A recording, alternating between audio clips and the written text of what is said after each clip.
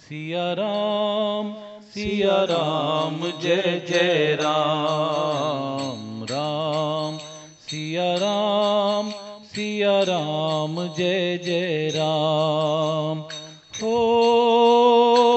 मंगल भवन अमंगल हारी,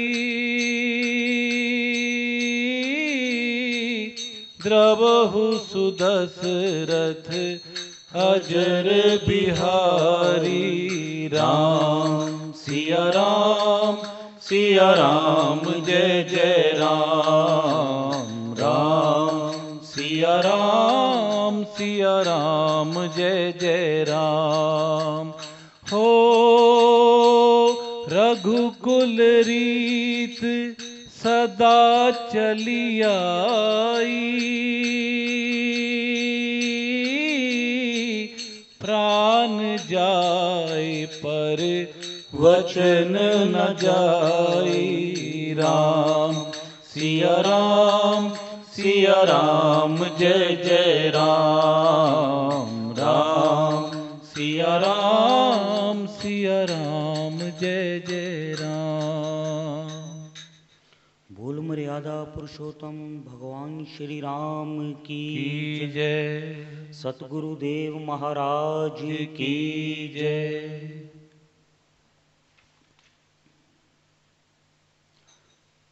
सूपनखा रावण की बहन आज वन में घूम रही है और पंचवटी के निकट आकर सुंदर पर्णकुटी देखकर भगवान श्री राम के सुंदर श्यामल देह को देखकर उसमें आसक्त हो जाती है। जैसे ही सूपनखा श्री राम को देखती है तो उसी समय वो अपना सुंदर रूप बनाकर भगवान श्री राम के पास आती है, सोचती है और कहती है, तुम सम पुरुष न मौसम नारी, यह संजोग विधि रचा विचारी। तुम्हारे समान कोई सुंदर पुरुष नहीं है और इस जगत में मेरे समान कोई सुंदर स्त्री नहीं है। शायद इसी को विचार करके विधाता ने यह संजोग रचा है। वो राम जी के साथ अपने विवाह करने की बात करती है। राम जी कहते हैं, देवी मैं तो पहले से ही विवाहित हूं। नेत्र मां सीता की ओर हैं और वार्ता सूपनखा से कर रहे हैं। वो जो सामने खड़ा है वो कुमार, उससे जाकर अपने विवाह का प्रस्ताव रखो। ऐसा सुनकर वो जाकर लक्ष्मण जी के पास पहुंचती है, सोचती है ये भी उन्हीं के समान अति सुंदर है और अपने विवाह के लिए निवेदन करती है। लक्ष्मण कहते हैं, वो जो सामने खड़े हैं ना, वो तो अयोध्या के राजकुमार हैं और मैं उनका सेवक हूं, उनका दास हूं। देख लो, तुम दासी बनकर रहना चाहती हो अपने जीवन में या रानी बनकर। और दोबारा सूपनखा श्री राम की ओर चली जाती है। श्री राम उसे फिर कुछ ना कुछ कहकर लक्ष्मण जी के पास दोबारा भेज देते हैं। आज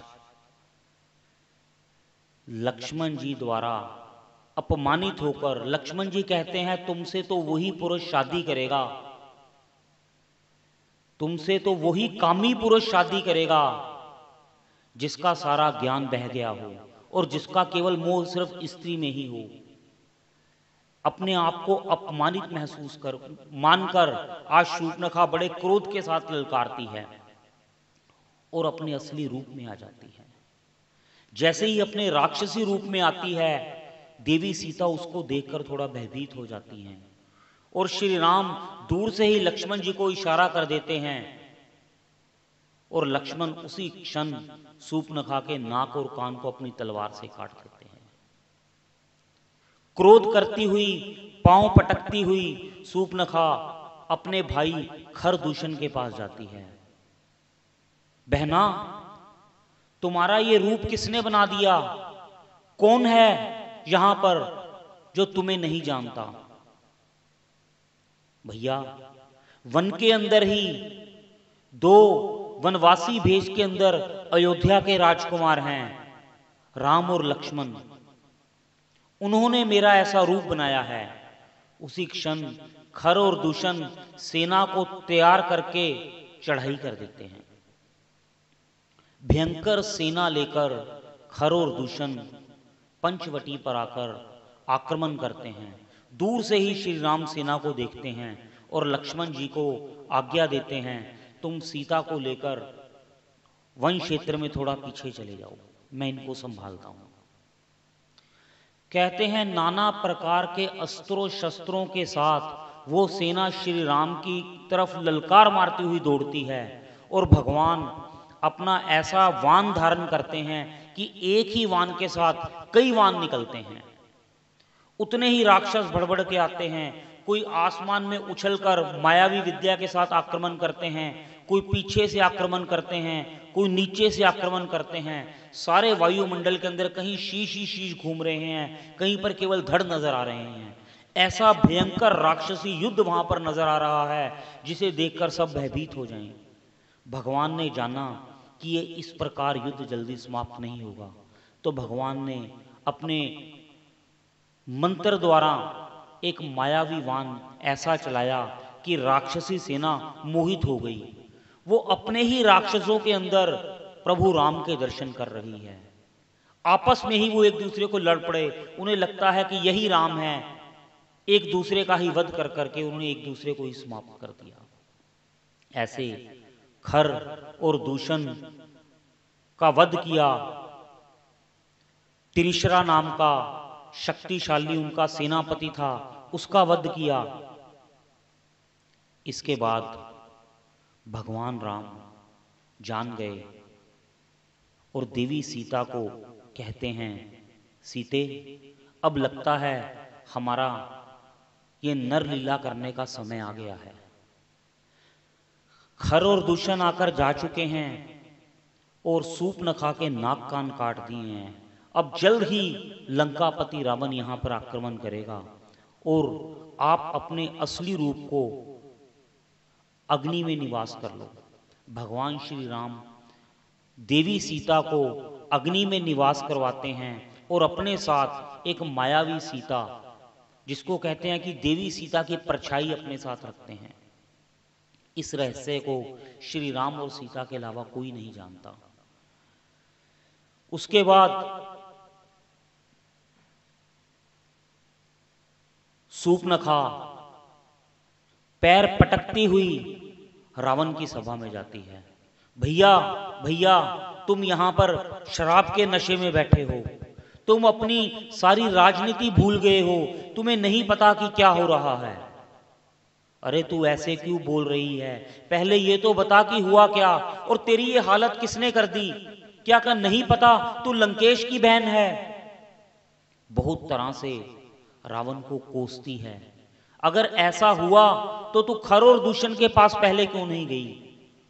भैया, मैं गई थी उनके पास।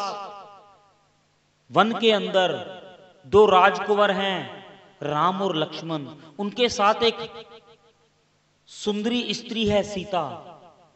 उसका अति सुंदर रूप जानकर मुझे लगा कि वो तो आपके लिए ही बनी है। मैं ऐसा भेद जानने के लिए उनके वहां पर गई और उन्होंने मेरा ये हाल कर दिया। इस शिकायत को लेकर मैं खर और दूषण के पास गई और उन्होंने एक ही क्षण में खर और दूषण का वध कर दिया। अब रावण सोचते हैं, खर और दूषण का वध कर दिया, तिरिश्रा का वध कर दिया। खर और दूषण तो बल में मेरे ही समान हैं। रावण ये जानता है कि मेरे दोनों भाई खर और दूषण बल में मेरे ही समान है। इसका अर्थ है कि शायद धरा पर भगवान अवतार ले चुके हैं। रावण ये जानता है कि इस धरा पर भगवान अवतार ले चुके हैं और अब मेरा अंत समय नजदीक आ गया है। एक तरफ तो ऐसा विचार करता है कि मैं जाकर भगवान राम की शरण में चला जाऊं और अपना उद्धार कर लूं, फिर वो सोचता है ऐसा मौका बार बार नहीं आएगा। यदि मैं खुद श्री राम के पास गया तो केवल मेरा उद्धार होगा, यदि मैं उनसे बैर करूंगा और वो मेरे पर चढ़ाई करेंगे तो मेरे सारे कुल का उद्धार हो जाएगा। जो जो जीव जंतु पशु पक्षी राक्षस श्री राम के हाथों से परम गति को प्राप्त होता है, वह श्री राम के धाम को ही जाता है। इस विचार के साथ रावण पूरी रात सोचता रहा। आज रावण सोच रहा है कि प्रभु का अवतार हो चुका है और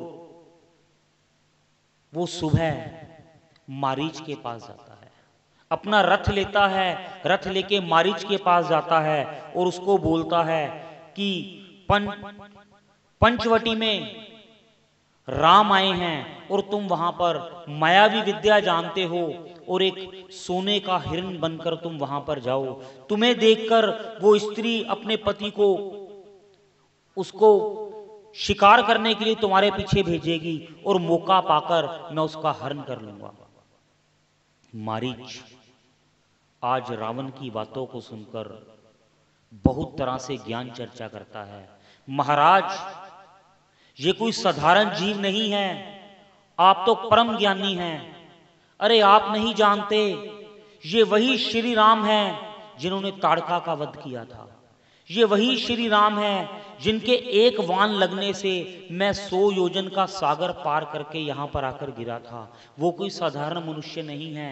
मैंने उनका तेज देखा है, उनके चेहरे पे नूर देखा है, वो साक्षात ब्रह्म हैं। आप उनसे वैर करोगे तो समस्त राक्षस जाति का विनाश निश्चित है।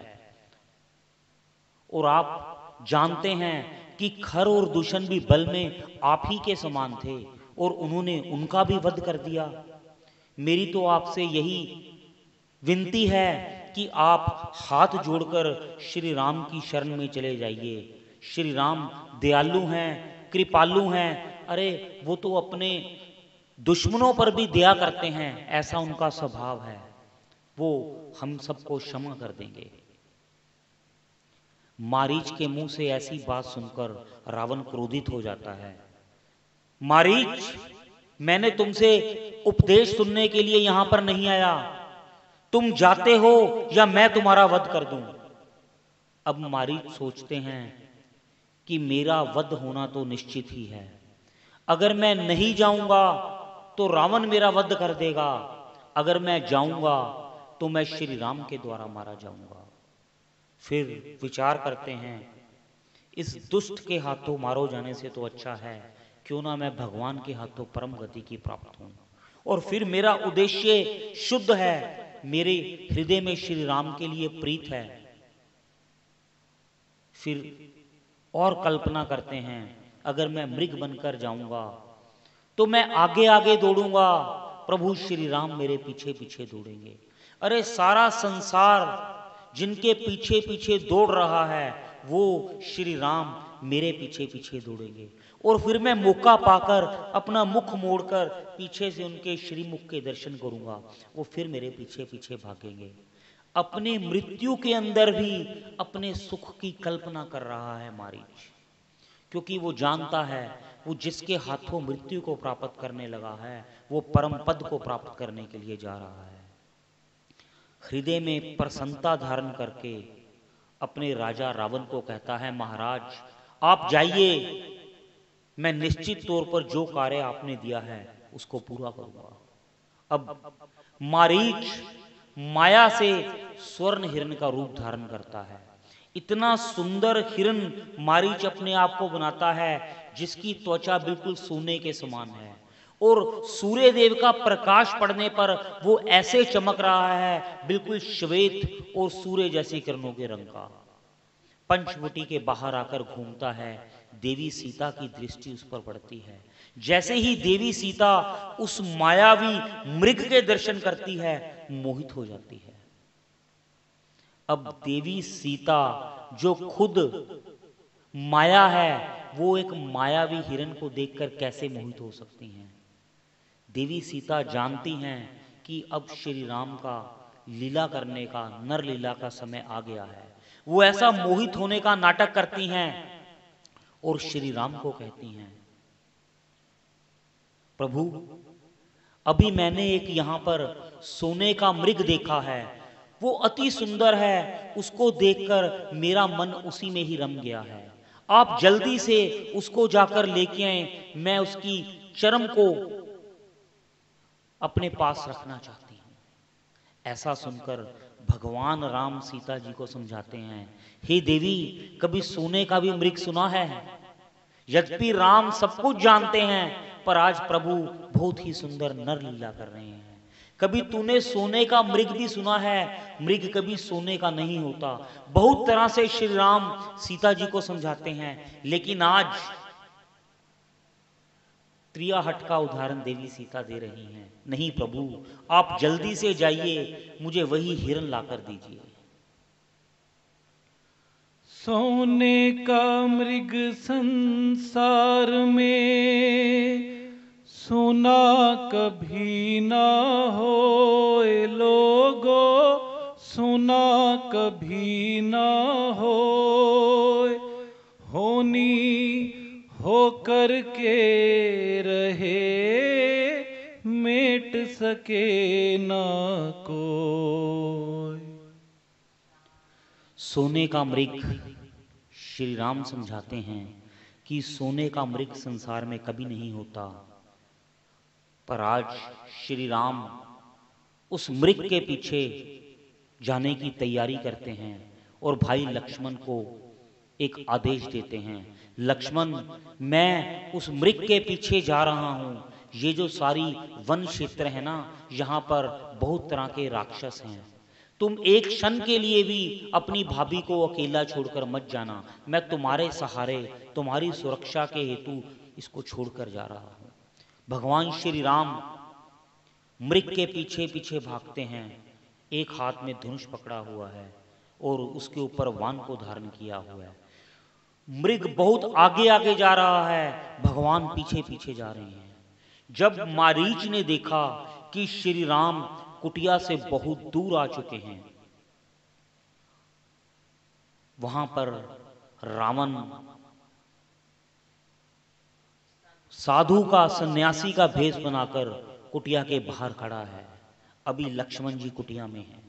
जैसे ही भगवान राम एक वान मारते हैं, उस मृग को हा लक्ष्मण कहकर वो अपने प्राणों का त्याग करता है। जैसे ही ऊंची ध्वनि में मृग द्वारा हा लक्ष्मण कहा जाता है, सीता जी उस करुणा भरी आवाज को सुनकर घबरा जाती हैं। लक्ष्मण भैया, मुझे लग रहा है कि प्रभु किसी संकट में हैं।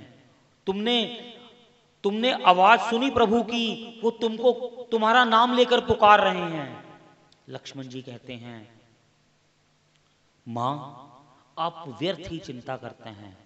जिसकी एक बोहों के इशारे से सारी सृष्टि उलट पलट हो जाती है, उनको कभी कोई संकट नहीं होता। आप बिल्कुल बेफिक्र हो जाइए, प्रभु को किसी बात का संकट नहीं है। लेकिन आज देवी सीता ऐसे कटु वचन कहती हैं लक्ष्मण जी को, लक्ष्मण जी उनको सहन नहीं कर पाते और सभी दिशाओं को और एक लक्ष्मण रेखा खींचकर उन्हीं के सहारे सीता जी की सुरक्षा को छोड़कर, उन्हीं के सहारे सीता जी की सुरक्षा छोड़कर लक्ष्मण जी वहां से चलते हैं और देवी सीता को कह के जाते हैं कि हे माता, आप इस रेखा को पार मत करना। ऐसा कहकर लक्ष्मण जी भी जिस दिशा में भगवान श्री राम गए हैं, उसी दिशा में दौड़ पड़ते हैं। लक्ष्मण को दूर गया देखकर अब देखता है रावण की सही मौका है, वो सन्यासी का भेष मांगकर कुटिया में आ जाता है। सीता जी से बहुत तरह के पहले ज्ञान चर्चा करता है, लेकिन देवी सीता उसकी बात नहीं सुनती।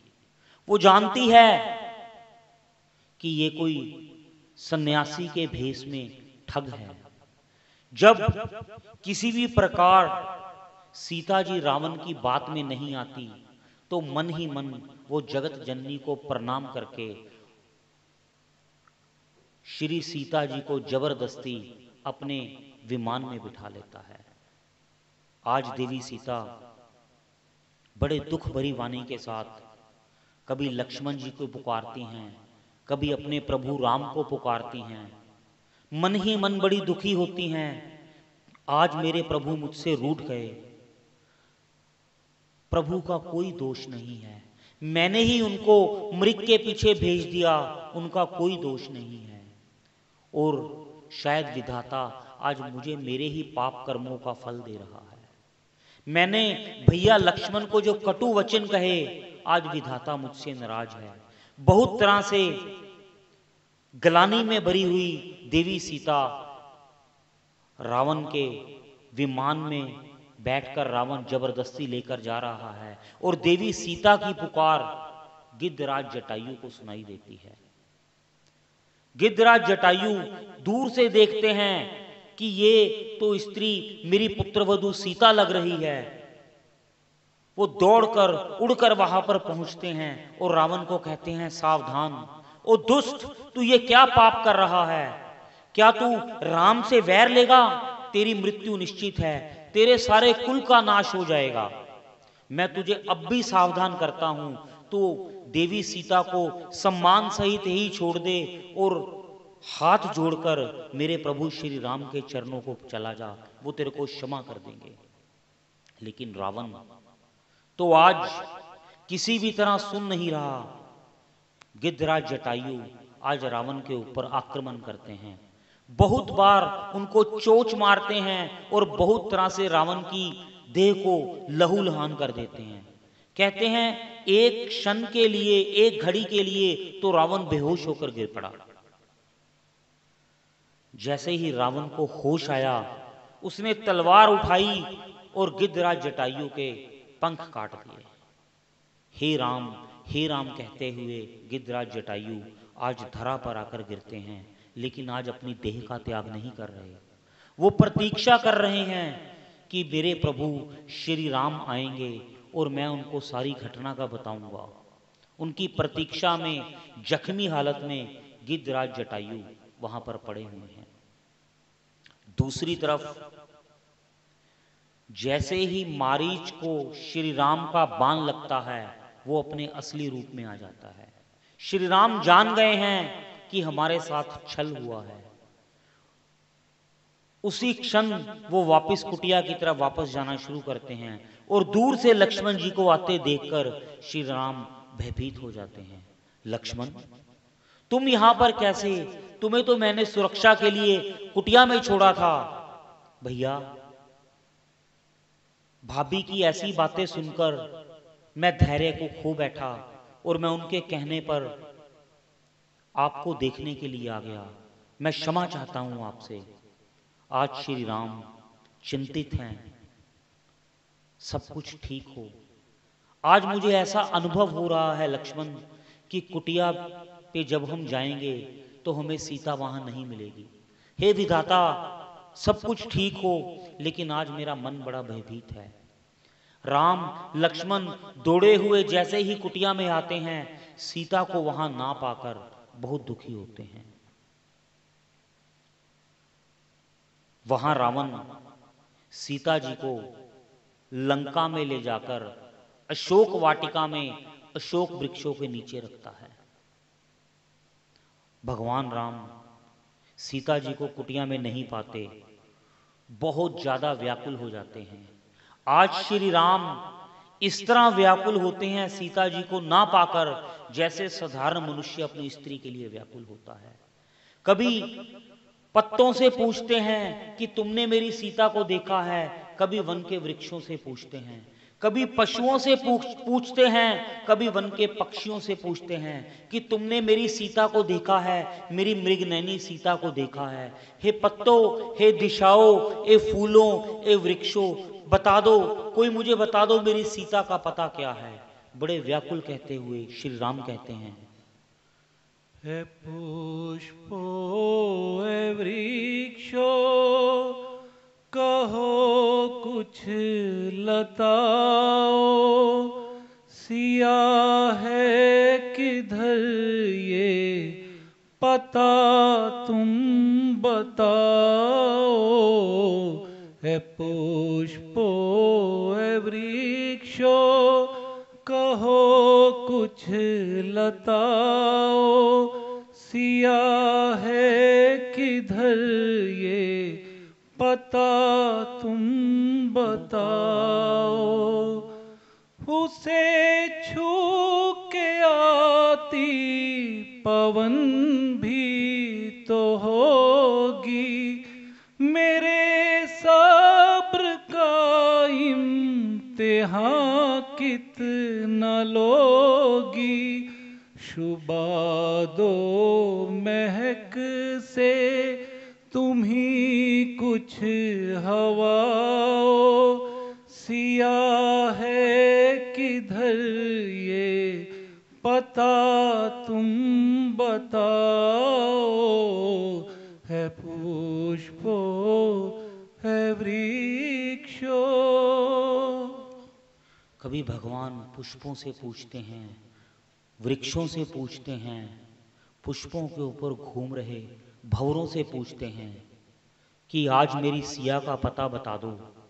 भगवान नेत्रों से जलधारा बहा रहे हैं और वन वन देवी सीता को ढूंढ रहे हैं।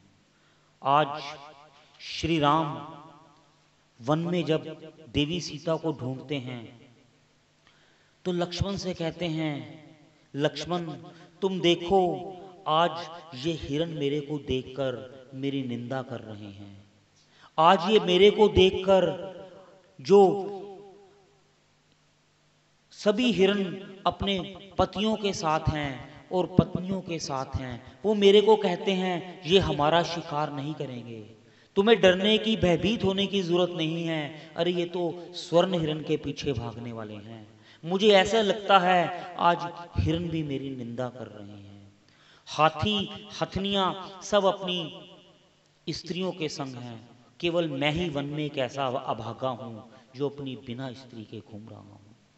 प्रभु इतने व्याकुल हो रहे हैं सीता जी के वियोग में और नेत्रों से अश्रु गिरा रहे हैं। कभी नदियों से पूछते हैं, कभी वृक्षों से पूछते हैं, कभी हवाओं से पूछते हैं। आज इस चित्र को देवता भी आसमान से देख रहे हैं और प्रभु की इस लीला को देखकर नेत्रों से अश्रु बहा रहे हैं और साथ वाह भी कह रहे हैं, वाह प्रभु, ऐसी लीला आप करने वाले, आप स्वयं मायापति हैं, माया के प्रेरक हैं और आप अपनी माया के अधीन होके ही कैसी माया रच रहे हैं। प्रभु ने ऐसी माया रची, इसी माया को देखकर देवी सती भी मोहित हो गई थी। हे प्रभु, आज आप किसको मोहित करेंगे? आप ऐसी माया रच रहे हैं। भगवान शिव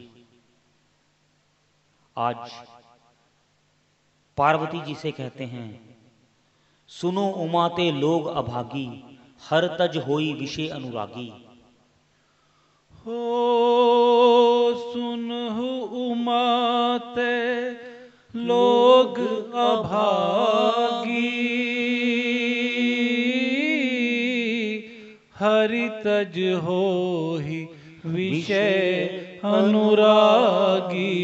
राम सिया राम, सिया राम, जय जय राम। राम सिया राम, सिया राम, जय जय राम। राम सिया राम, सिया राम, जय जय राम। राम सिया राम, सिया राम, जय जय राम। कैसे अभागे वो लोग हैं जो प्रभु को तजकर विषयों के प्रेम में लगे हुए हैं। आज भगवान शिव देवी पार्वती के माध्यम से हमें यह ज्ञान दे रहे हैं। हरि की लीला को हम मानस के अंदर श्रवण कर रहे हैं, हरि के गुणों को हम श्रवण कर रहे हैं। भगवान ने उमा कहूं मैं अनुभव अपना, सत हरि नाम जगत सब सपना। एक स्पष्ट भगवान शिव ने बता दिया कि केवल हरि नाम ही सच है, बाकी सारा जगत सपने के समान है। पर फिर भी सुनो उमाते लोग अभागी, हर तज होई विषय अनुरागी। फिर क्यों लोग हम विषयों के पीछे मोहित हो पड़े हैं। जीवन का एक ही लक्ष्य हम सभी जीवों का है, विषय। और कहीं ना कहीं हम ये जानते हैं कि ये सब विषय हमेशा रहने वाले नहीं हैं। बचपन के बाद जवानी, जवानी के बाद बुढ़ापा, और बुढ़ापे के बाद ये आत्मा एक नया शरीर धारण कर लेती है। ऐसा भगवान श्री कृष्ण हमें गीता में बताते हैं। इन सभी ज्ञान मार्गों को जानने और सुनने के बाद फिर भी हम क्यों विषयों के पीछे लगे हुए हैं। भगवान शिव जीव की इस स्थिति को देखकर चिंतित हैं। भगवान हमारे लिए इतने चिंतित हैं कि वो बार बार हमें नाना प्रकार के संतों को भेजकर हमें ज्ञान मार्ग देते हैं, भक्ति मार्ग हमारे लिए सुलभ करवाते हैं। लेकिन फिर भी हम ऐसे जीव हैं, मानने को तैयार नहीं। इसके बाद श्री राम वन में विलाप करते हुए जा रहे हैं। वहां पर उन्होंने मार्ग में जटायु जी को देखा। जटायु जी को इस हालत में देखकर श्री राम के नेत्रों से अश्रु आ गए। जटायु श्री राम को सारी कथा बता देते हैं कि रावण दक्षिण दिशा की ओर देवी सीता को ले गया है। देवी सीता बहुत रो रही थी। मैंने बहुत प्रयत्न किया, पर प्रभु मैं अपनी पुत्री को बचा नहीं पाया। मैं बूढ़ा हो गया हूं, मैं अपनी पुत्री सीता को बचा नहीं पाया। आज भगवान राम जटायु से बड़ा धन्यवाद देते हैं। जटायु कहते हैं, प्रभु हूं तो मैं पशु योनि का ही ना, इसीलिए मैं प्रभु के काम में सहायक नहीं हो सका। और वहां भगवान कहते हैं कि आपने मेरे कार्य के लिए अपनी देह का त्याग किया है। कहता है, भगवान कहते हैं, कोई शुभ कार्य करता है, कोई संतों की सेवा करता है, उसको मैं परम धाम देता हूं। कोई मेरी भक्ति करता है, उसको मैं परम धाम देता हूं। परंतु हे तात, आपने तो मेरे कार्य के लिए इस देह का त्याग दिया है। इससे ऊपर कोई कार्य हो नहीं सकता। आपको निश्चित तौर पर मैं अपना ही परम पद दूंगा। इस तरह भगवान श्री राम जटायु जी को वही पद देते हैं जो भगवान राजा दशरथ को देते हैं। अपने पिता तुल्य श्री राम आज जटायु जी को सम्मान देते हैं और एक बात कहते हैं, हे तात, आप मेरे पिता समान हैं, आप मेरे पिता के मित्र भी हैं। आपसे एक विनती है, जब आप स्वर्ग लोक को जाएंगे तो आपको मार्ग में वहीं पर मेरे पिताजी का दर्शन भी प्राप्त होगा। मेरी आपसे एक विनती है, मेरे पिताजी को सीता हरण के बारे में कुछ मत बताना। वो जानेंगे उनको बड़ा दुख होगा। मेरा आपसे ये वचन है, जल्दी ही रावण अपने कुटुंब सहित आएगा और वो अपने मुंह से ही पिताजी को सब बता देगा। ऐसा श्री राम जटायु जी से प्रार्थना करते हैं और अपने पिता के समान ही उनका अंतिम दाह संस्कार श्री राम करते हैं। यहां से वन की ओर आगे चलते हैं। एक कबंद नाम का राक्षस आता है, भगवान श्री राम उसका वध करते हैं। आगे चलते हुए मार्ग में शबरी जी की कुटिया आती है। शबरी जो बरसों से श्री राम की प्रतीक्षा कर रही हैं, मतंग ऋषि की शिष्या शबरी, जिनको उनकी कुंवर अवस्था में उनके गुरु मतंग ने कहा था कि बाट निहारती रहना, इसी मार्ग पर रहना, मार्ग बुहारती रहना और प्रतीक्षा करना, यहां पर श्री राम आएंगे। हे गुरुदेव, कौन श्री राम आएंगे? जो दशरथ पुत्र हैं, अयोध्या के कुंवर हैं, साक्षात नारायण हैं, वो इस कुटिया में आएंगे और तुझे तेरी भक्ति का फल प्राप्त होगा। गुरुदेव, मैं तो अज्ञानी हूं, मैं प्रभु के दर्शन करके क्या करूंगी, और वो किस लिए आएंगे मेरी कुटिया में। तब मतंग मुनि शबरी जी को कहते हैं, देवी सीता उनके साथ नहीं होंगी, वो दो राजकुमार होंगे, वनवासी भेष में होंगे, एक श्याम शरीर के होंगे, लंबे भुजाएं होंगी और बड़े बड़े नेत्र होंगे, दिव्य तेज होगा चेहरे पर, साथ में उनका छोटा भाई होगा जो गोर वर्ण होगा, तीखी बोहों वाला होगा और थोड़ा तीव्र स्वभाव का होगा। यहां पर क्यों आएंगे, तुम उनको बता देना कि पंपा सरोवर पर चले जाएं, वहां पर उनकी मित्रता सुग्रीव से होनी निश्चित है। ऐसा मतंग मुनि जी की शिष्या शबरी अपने गुरु के वचनों को अपने मन में धारकर रोज अपनी जवानी से लेकर आज शबरी जी वृद्ध अवस्था में आ गई हैं, रोज पुष्प तोड़कर लाती हैं, रोज फल तोड़कर लाती हैं वन से, रोज उस मार्ग को साफ करती हैं और रोज प्रतीक्षा करती हैं कि मेरी कुटिया में राम आएंगे। वन के अंदर जितने भी संत रहते हैं वो हंसते हैं, अरे तेरी कुटिया में ही आएंगे, तू भील जाति की कन्या, क्या राम तेरी कुटिया में आएंगे। परंतु शबरी को अपने गुरु के वचनों पर विश्वास है, नहीं मेरे गुरुदेव कहकर गए हैं, मेरे गुरुदेव का कहा कभी असत्य नहीं हो सकता। नित्य पूरा जीवन शबरी जी बाट निहारती हैं। बाट निहारूं मेरे राम,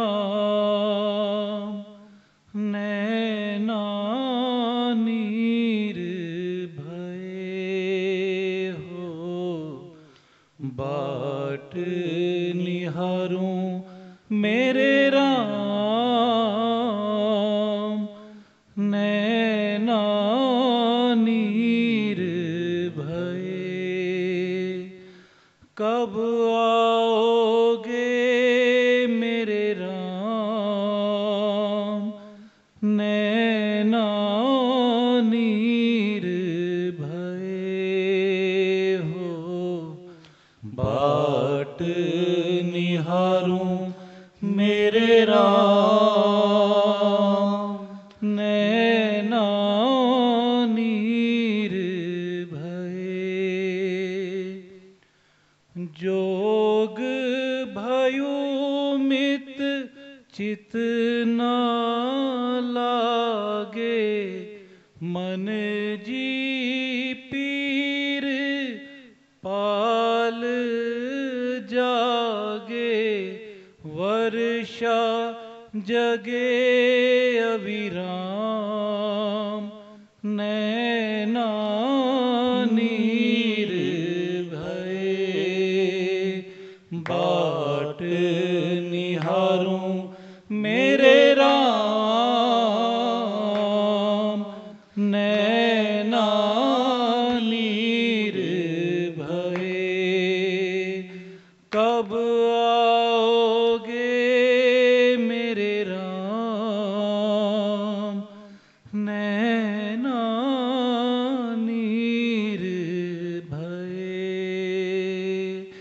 नैना नीर भये, नैना नैनों में नीर भरे हुए हैं, भये। मन में दर्शन की प्यास है, हृदय के अंदर श्री राम का सिमरन चल रहा है, हाथों से श्री राम के आने के लिए कार्य कर रही है, मार्ग को बुहार रही है।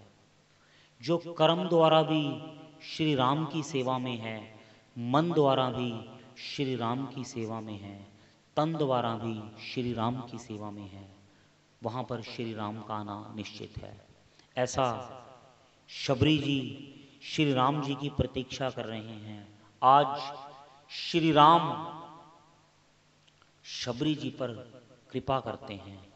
भगवान श्री राम लक्ष्मण जी सहित शबरी जी के आश्रम में पधारते हैं।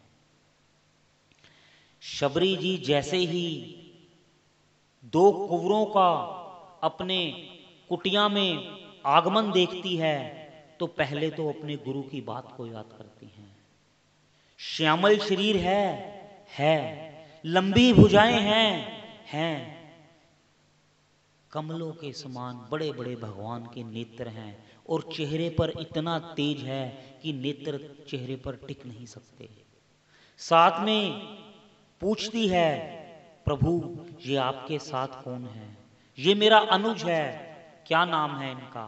लक्ष्मण। जैसे ही शबरी जी ये जान लेती है कि मेरे राम आ गए हैं, चरणों से लिपटकर रोने लग जाती है। आज भगवान राम के चरणों के साथ शबरी जैसे चरणों के साथ रज लग जाती है, ऐसे लिपट जाती है। तेरे चरण कमल में राम लिपट जाऊं रज बन के।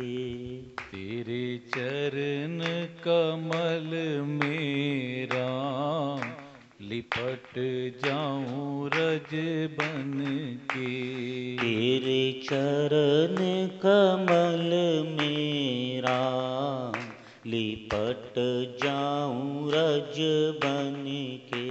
ओ तेरे चरण कमल में राम लिपट जाऊं रज बन के। लिपट जाऊं रज बन के। लिपट जाऊं रज बन के। लिपट जाऊं रज बन के। तेरे चरण कमल में राम लिपट जाऊं रज बन के। नित उठ तेरा दर्शन पाऊं। नित उठ तेरा दर्शन पाऊं। नित उठ तेरा दर्शन पाऊं। नित उठ तेरा दर्शन पाऊं। हर्ष हर्ष कर हरि गुण गाऊं। हर्ष हर्ष कर हरि गुण गाऊं। हर्ष हर्ष कर हरि गुण गाऊं। हो हर्ष हर्ष कर हरि गुण गाऊं। ओ मेरी नस नस बस जाओ राम। लिपट जाओ रज बन के। मेरी नस नस बस जाओ राम। बरस जाओ घन बन के। बरस जाओ घन बन के। तेरे चरण कमल में राम लिपट जाऊं रज बन के। श्री राम के चरणों के साथ आज शबरी जैसे रज लिपट जाती है, ऐसे भगवान के चरणों में लिपट जाती है। बड़े प्रेम के साथ, सम्मान के साथ श्री राम लक्ष्मण जी को अपनी कुटिया में लेकर जाती है। अपने नेत्रों के अश्रुओं द्वारा भगवान के चरण धोती है। आज शबरी अपने जन्मों की प्रतीक्षा का फल पा गई है। शबरी के प्रेम की और खुशी की कोई सीमा नहीं है। चुन चुन कर भगवान के लिए रोज फल लेके आती है। आज शबरी जी अपने हाथों से एक एक बेर को अपने मुंह द्वारा चखती है, कहीं मेरे प्रभु को कोई खट्टा बेर ना मिल जाए, और भगवान को खिला रही है। और भगवान बड़े प्रेम पूर्वक उन बेरों का भोग लगा रहे हैं। जाति की भीलनी और अपने मुख द्वारा बेर को चख चख कर भगवान श्री राम को पवा रही है, और श्री राम बड़े प्रेम पूर्वक उस प्रसाद को पा रहे हैं। अब इस दृश्य के बारे में सोचो कि यहाँ भगवान हम सबको संदेश दे रहे हैं कि मैं किसी जात पात में विश्वास नहीं रखता, मैं किसी ज्ञानी और अनपढ़ में विश्वास नहीं रखता, मैं तो केवल प्रेम और भक्त के अधीन हूं। जो जिस रूप से मेरे को भजता है मैं उसी रूप में आकर उस पर कृपा कर देता हूं। आज जात की भीलनी श्री राम को अपने मुख द्वारा जूठे बेरों को भगवान को खिला रही है और भगवान उस प्रसाद को पाकर बड़े आनंद मगन हो रहे हैं।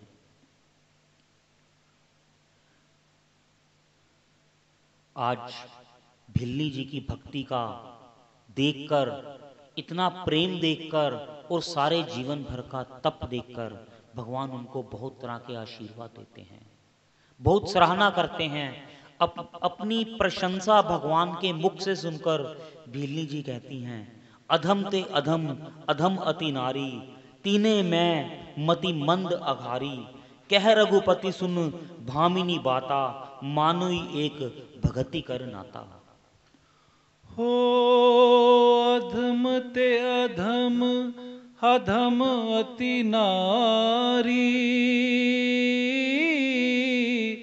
तिन मह में मति मंद अघारी। राम सिया राम जय जय राम, राम सिया राम जय जय राम।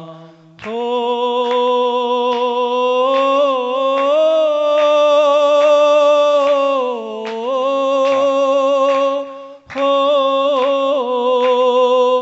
कह रघुपति सुनो भामिनी बाता,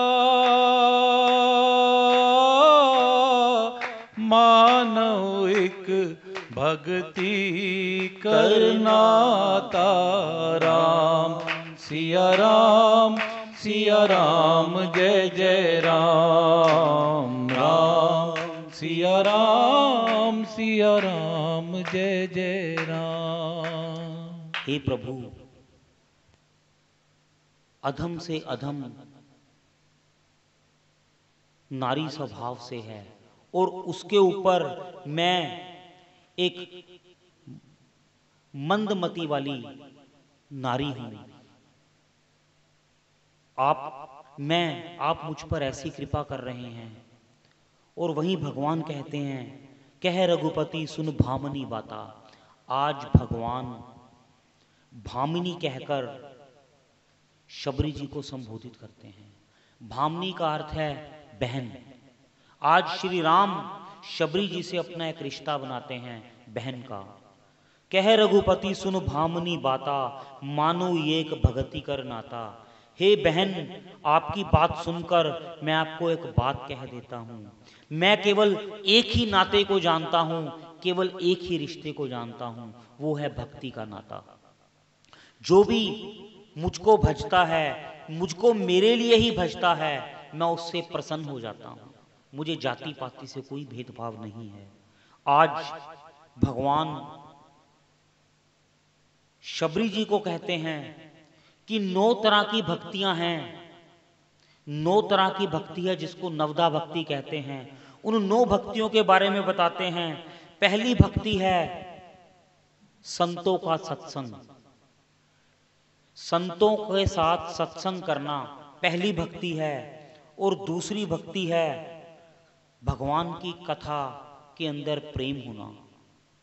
तीसरी भक्ति है अभिमान रहित होकर अपने गुरु के चरणों की सेवा करना।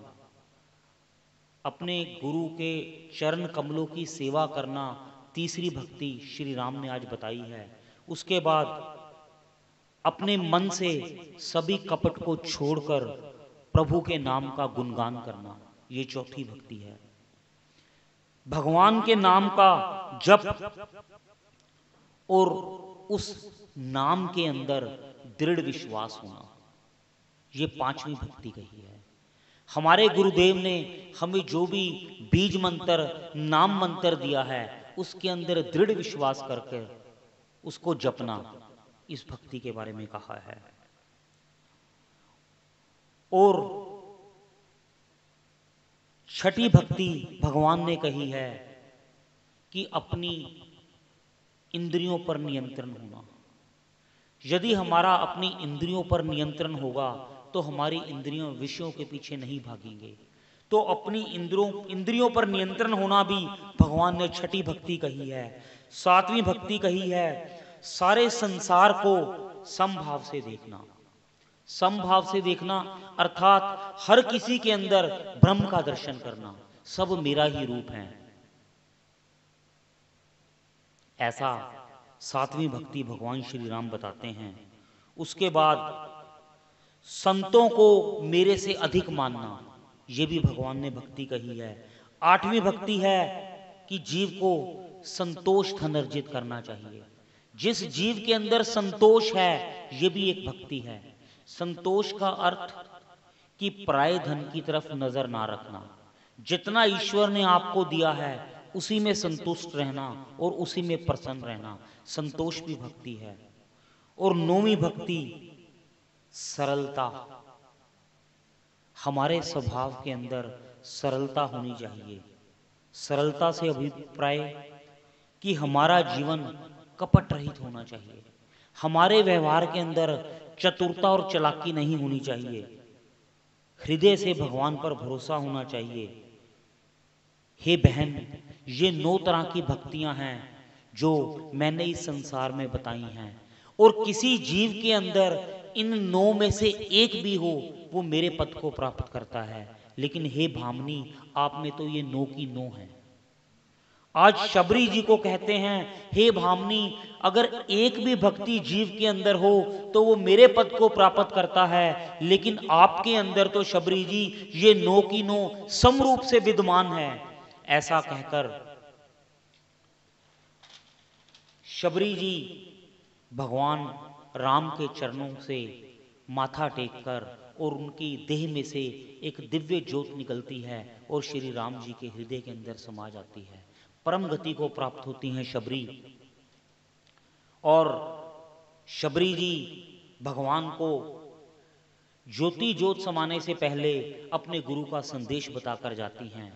हे प्रभु, मेरे गुरुदेव कहकर गए थे कि आप पंपा सरोवर पर चले जाना, वहां पर सुग्रीव जी से आपकी मित्रता होगी और देवी सीता के बारे में वहीं से आपको कुछ पता चलेगा।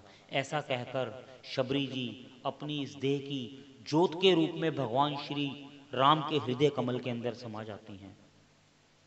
अब आगे भगवान लक्ष्मण जी के साथ पंपा सरोवर का मार्ग पूछते हुए उस ओर चल पड़ते हैं। श्री राम जी वन में हर तरफ सीता जी की खोज करते हुए और भाई लक्ष्मण के साथ प्रभु के नाम के गुणगान करते हुए वन यात्रा को चल पड़ते हैं। पंपा सरोवर के पास पहुंचते हैं। पंपा सरोवर की सुंदरता और भव्यता को देखकर भगवान श्री राम और लक्ष्मण पंपा सरोवर में स्नान करते हैं और वृक्ष की छाया के नीचे बैठकर लक्ष्मण जी से वार्ता करते हैं। तभी नारद जी आज भगवान की इस लीला को देख रहे हैं। नारद जी सोचते हैं हे प्रभु, अपने भक्त के श्राप के कारण ही आज आपको ये नर लीला करने के लिए वन वन भटकना पड़ रहा है। हे प्रभु, मेरे ही श्राप को सिद्ध करने के लिए आप कितने कष्टों को सह रहे हैं। आज नारद जी भगवान के दर्शनों के लिए वहां पर आते हैं। आकर श्री राम के चरणों में दंडवत प्रणाम करते हैं और कहते हैं प्रभु, सबके ऊपर आपकी इतनी कृपा है, आप अपने भक्त पर कृपा करने के लिए, उसके अपशब्दों को पूरा करने के लिए आप अपने ऊपर इतने कष्टों को सहते हो। प्रभु, मेरी भूल को क्षमा करना, आज मेरे कारण आप इस वन में भटक रहे हो। नारद जी से भगवान पूछते हैं, कहते प्रभु, मेरे मन में एक इच्छा है कि जब मैं विवाह करना चाहता था तो आपने मुझे विवाह करने से क्यों रोका। ये वही कथा है जो सबसे पहले दिन हमने श्री रामचरितमानस में पढ़ी थी। जब नारद जी एक सुंदरी से विवाह के मार्ग में भगवान माया का एक नगर बनाते हैं, और भगवान नारायण उनको वानर का रूप दे देते हैं। तो आपने मेरे को विवाह से क्यों रोका, मैं आज इस बात को जानना चाहता हूं। भगवान श्री राम कहते मैं अपने भक्तों के मन में कभी कोई अभिमान नहीं रहने देता। साधारण मनुष्य जब अभिमान करता है तो उसका नाश हो जाता है। अगर मेरा भक्त अभिमान करे तो मैं उसका नाश कैसे होने दे दूं। तुम्हारे मन के अंदर एक अभिमान आ गया था कि मैंने कामदेव पर विजय पा ली है। उस अभिमान को नष्ट करने के लिए ही मैंने इस लीला को रचा था। आज नारद जी अपने नेत्रों से अश्रु बहा रहे हैं। प्रभु, आप कितने भक्त वत्सल हैं, आप अपने भक्तों पर कितनी कृपा करते हैं, आप कितना अपने भक्तों को ध्यान में रखते हैं। हे प्रभु, आपके समान केवल आप ही हैं। बड़े भगवान की स्तुति करते हैं। भगवान कहते हैं, जिमे बालक राखे महतारी, करूं सदा तिनकी रखवारी। हे नारद जी, जिस तरह एक माता अपने बालक की रखवाली करती है, उसी प्रकार मैं अपने भक्तों की रखवाली रखता हूं। नारद जी आज श्री राम से एक प्रश्न पूछते हैं। हे प्रभु, आप अपने भक्तों का इतना ध्यान रखते हैं, अपने संतों का इतना ध्यान रखते हैं, और संतों के हित के लिए आप इतने घोर वन में घूम रहे हैं। हे प्रभु, आपसे मैं ये जानना चाहता हूं कि संतों के लक्षण क्या हैं। नारद जी हम जैसे जीव को ये बताना चाहते हैं कि संतों के लक्षण क्या हैं। आज श्री राम संतों के लक्षण कहते हैं। कहते जो काम, क्रोध, लोभ, मोह, मद और अहंकार को अपने हृदय में ना आने दे, जो इन सभी चीजों के ऊपर विजय पाले, वो संत है। जो हमेशा दूसरों को मान दे और दूसरों से सम्मान पाने की कभी चाह ना रखे, वो संत है। जो धैर्यवान है, जो धर्म के मार्ग पर चलता है और दूसरों को धर्म के मार्ग पर चलने के लिए प्रेरित करता है, वो संत है। जिसकी कथनी और करनी एक जैसी है, अर्थात जो वो कहता है वो स्वयं वही करता है, वो संत है। जो ज्ञानी है और जिसका आचरण शुद्ध है, वो संत है। जो मेरे चरणों में प्रीत रखता है। श्री राम कहते हैं, नारद जी, जो मेरे चरणों में प्रीत रखता है और जिसका सरल स्वभाव है, जो मन, क्रम, वचन द्वारा सिर्फ मेरे ही आश्रित है, वो संत है। जो मेरी ही लीलाओं का गुणगान करता है और मेरी ही लीलाओं का गुणगान दूसरों से करवाता है, वो संत है। ही नारद जी, संतों के इतने गुण हैं, उसको तो वेद और श्रुतियां भी नहीं बता सकती। नारद जी, संतों के गुण बता तो मैं भी नहीं सकता। ऐसा कहकर श्री राम संतों की महिमा को कहते हैं। आज श्री राम अपने श्री मुख से कह रहे हैं कि संतों के गुण, शील का वर्णन तो स्वयं भगवान भी नहीं कर सकते। अर्थात भगवान संतों को अपने से भी ऊपर मानते हैं, और ऐसा ही मानस के अंदर भगवान ने कर कर दिखाया है। संतों को हमेशा अपने से भी ऊपर जाना है। इसके बाद यहाँ पर अरण्य कांड पूर्ण होता है। इसके आगे की कथा हम फिर करेंगे। राम सिया राम, सिया राम जय जय राम, राम सिया राम, सिया राम जय जय राम। हो हरि अनंत हरि कथा अनंता, कहि सुनहि बहुविधि सब संता। राम सिया राम, सिया राम जय जय राम, राम सिया राम, सिया राम जय जय राम, राम सिया राम, सिया राम जय जय राम। हो जाकी रही भावना जैसी, रघुमूरत देखी तिन जैसी। राम सिया राम जय जय राम। राम सिया राम जय जय राम। हो धीरज धर्म मित्र और नारी, आपद काल परखिए चारी। राम सिया राम जय जय राम। राम सिया राम जय जय राम। बोलो मर्यादा पुरुषोत्तम भगवान राम की जय। हर हर महादेव।